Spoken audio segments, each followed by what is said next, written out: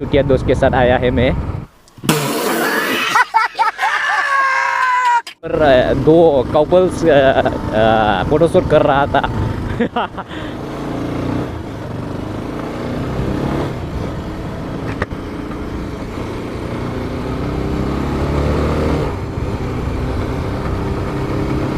Hello everyone, welcome back to the channel. This is Freedom Collection. ओमफ्राय दिनै माने जोङो भैरबकुन्द बेरायनो हाय नामायदों आरोना। माने गोसोआव माने बेरायनो गोसो जादों आरोना। दिनै माने न'आव थानो सुखुवाखै मोनबाय थादों, बेखायनो इथिंनो ओरैनो बेरायनो होननानै फैबाय। केमेरा एंगेला बारा मोजां जायाखैमोन, एसे सेट खालामनांगोन केमेरा एंगेला। माने गेदा नुबाय थादों दामानि केमेराया मट' ब्लग खालामनायाव। ओमफ्राय एंगेलानो सोलायनांसिगोन बायसा मोनबाय आं। माने नैबे बुस्थुआ ना एसे पिट्टा सिस्टेमखाय बारा मोजां जाबाय थायाखैलै। एसे बेखौ डाइरेक्ट विन मा होनोमोनलाय बेखौ एमसिलजोंनो सिथाबनांसिगोन। नैबे ससेखौ बरिया नुयो बायथिं हाजो बरिया प्लेन आरोना। बेफोर जायगाफोरखौ हिट नाङो, हिट। दायो जोङो थांबाय थानोसै, नोंथांमोना नायलांबाय थाबानो जाबाय। आरो नोंथांमोना आंनि चेनेलाव गोदान फैदोंबा आंनि चेनेलखौ साबस्क्राइब खालामनानै लाबानो जाबाय। बेबायदिनो आंनि ब्लगफोरखौ जिखुनु आंनियाथ' कालेक्सनसो नालाय ब्लगबो जायो, दसेनो मायबा मोनसे भिडिअबो जाब्रबलाबायो आरोना। बेयो नोंथांमोना आंनि भिडिअखौ जुदि नायनो इन्टारेस्टेडबा सापर्ट खालामनानै होदो, एसे साबस्क्राइब खालामनानै लाइक शेयार लोगोफोरनो देखायना होबानो जाबाय आंनि चेनेलखौ। नैबे मनाइ रिजर्ट आरोना। इयाव सोरबाफोर बेरायनो गोसोबा बेयाव बेरायफैनो हागोन। बेयो मनाइ रिजर्ट। बे रिजर्टआव बिराद गोथाव मोनजायो, जाखावनोल' नांगौ। बेयाव एकदम बिलाबो खमावनो बिल जायो आरोना। फैदो जाफैदो रिजर्टआव, फैनानै एसे इन्टारेस्ट खालाम। गराय गाखोहाय ओइथिं माबा दलं सिङाव माबा मा होनोमोनलाय बिदिनो अमा हांनानै जाफैनो गोसो जाफैनो होनबा हाबावगोनसो। बे दलं सिङाव अमा हांनानै जायोबा नों फैसा होनाङा आरोना। नोङो माबा मोनसे लोंग्रा सोंग्रा बायोबा खिन्थु बे रिजर्टनिफ्राय लानानै सिङाव लोंहैदो बरिया मजा। गार्लफ्रेन्डफोर दंबा गार्लफ्रेन्डफोर लानानै फैबा लोंबाय, मिथिबाय। दायो जों थांगासिनो नै बेयाव। खेबसे नैबेखिनियाव मै ओंखारना होनाय हा, एकदमबारे सानावनो मैया थिं बारस'ना होनायमोन, खिन्थु मोनासै आरोना। ओइथिं खारलांबाय, हाजोथिं खारलांफिनबाय मैया। नैबे जाबाय सिकारडाङा भिलेज, बे बाथौ टेम्पोल सिकारडाङानि।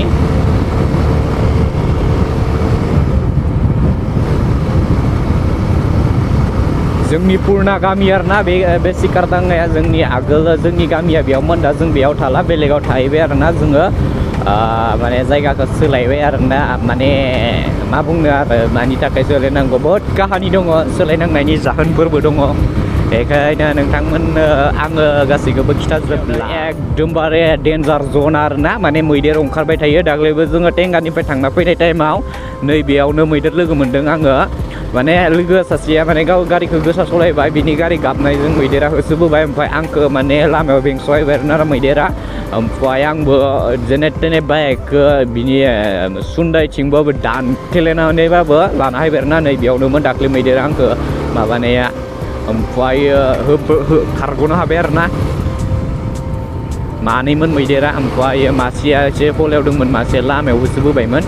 ओमफ्राय खारग'नो हाबाय आरोना। कभी नहीं चलता है, तो आप लोग अच्छा से देखिए। मैं अभी हिंदी में बात कर रहा हूँ, थोड़ा टूटा फूटा हिंदी से बात कर रहा हूँ। आप लोग अच्छा लगा तो मेरे जो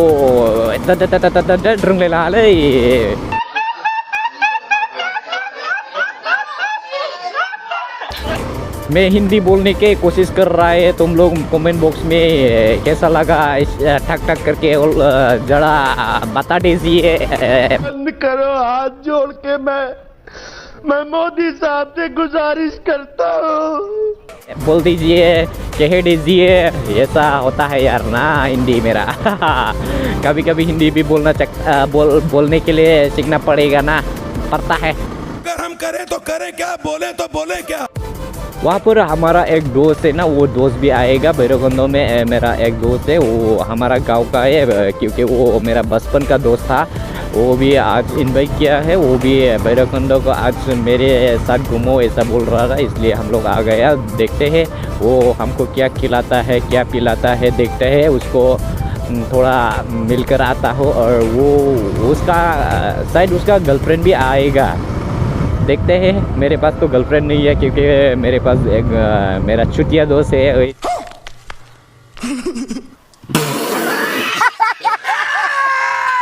ये चुतिया दोस्त के साथ आया है मैं। अभी चुतिया दोस्त के साथ आया है क्योंकि वो भी बहुत ज़्यादा पुक्कर आदमी है। वो चुतिया दोस्त है ना, इसलिए वो उसको लेकर आया है मैं। वहाँ पर 2 कपल्स फोटोशूट कर रहा था। Why?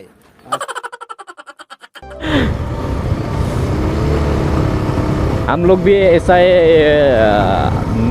फ्यूचर में ऐसा होगा क्योंकि हम लोग भी शादी होगा ना, शादीशुदा होकर हम लोग भी वाइफ को लेकर आएगा इधर, फोटो क्लिक करने के लिए आएगा।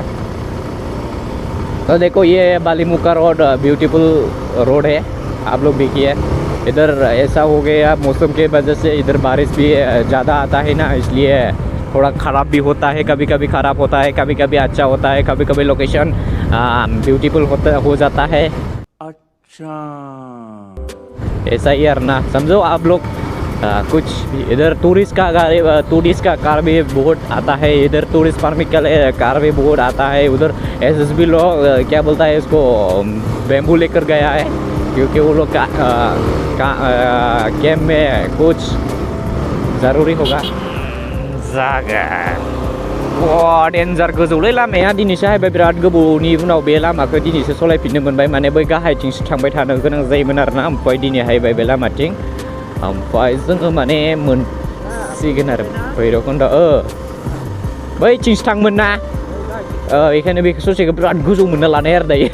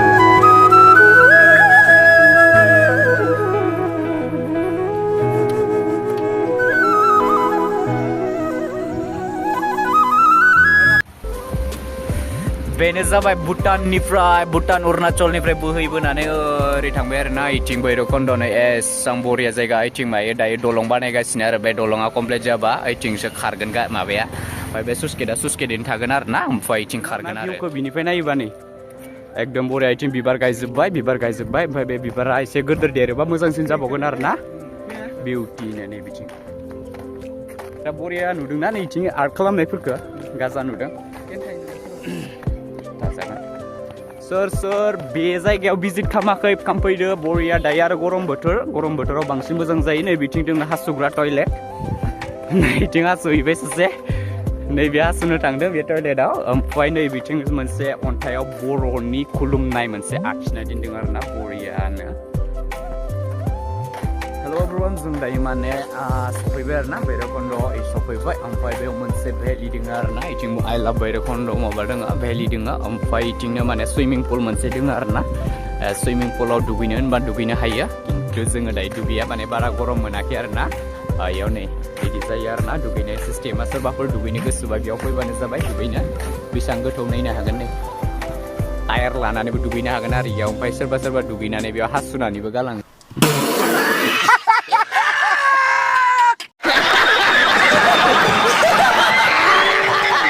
ओमफ्राय दायो जों दुगैला आरोना, बेखायनो लेथ्राखायनो नैथिं बिराद बरिया नुदों आरो बिउटिनो। ओमफ्राय नै बैथिं मोनसे बुस्थु दङ आरोना, नोंसोरना देखायगासिनो आं बे बुस्थुखौ नाय।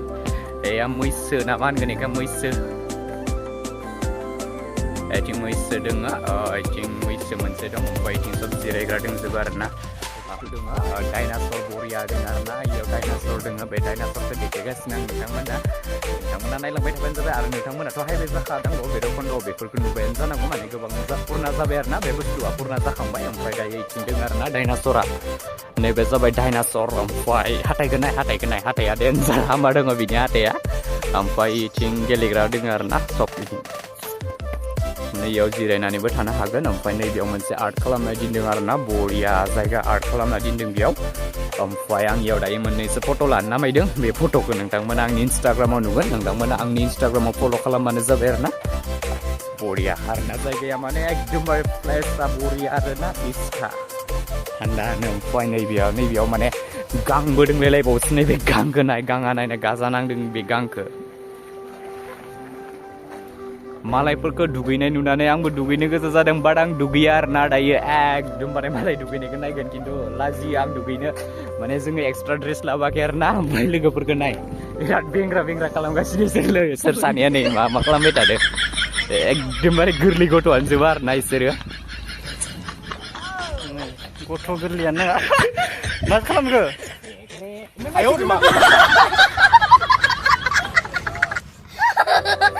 नालाय सासेया उरखोखो सासेजों हायाखै अजना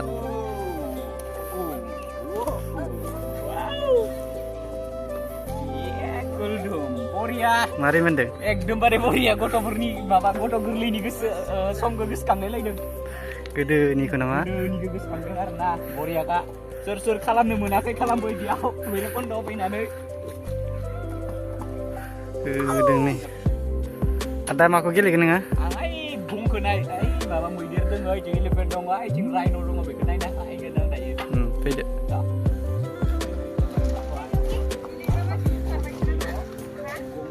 माबा आरोना गान्दा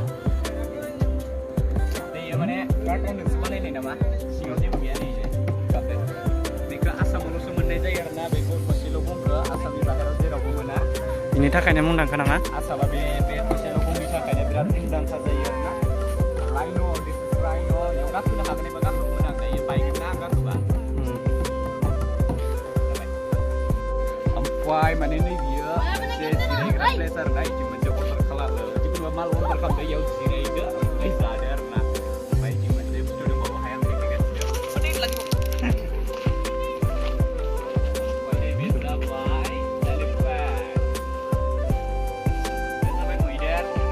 मैदेरखौ नाय बेसेबां बरिया साजायना दोनदों माने जिखुनु माबा मोनसे फुजाफोराव जेरै साजायो बेबायदिनो बरिया साजायना दोनदों आरोना ओमफ्राय नैबे गं माबा मा होनो हाथाय बे सुन्दायनि बिथिं दै गयो आरोना नै बिथिं माबा दं ओमफ्राय बुन्दिना बुन्दा नायनो आं हायजों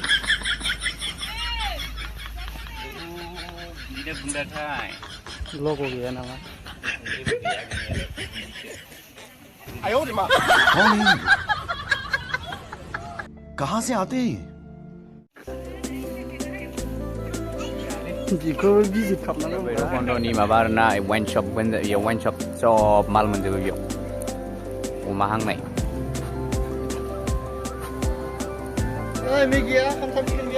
नै इसोर दुखानि ओमफ्राय फंबाय अमा बेदरा बेसेबां बियो गोरान दुखानिया नों नामा गय फानदों नामा नोङो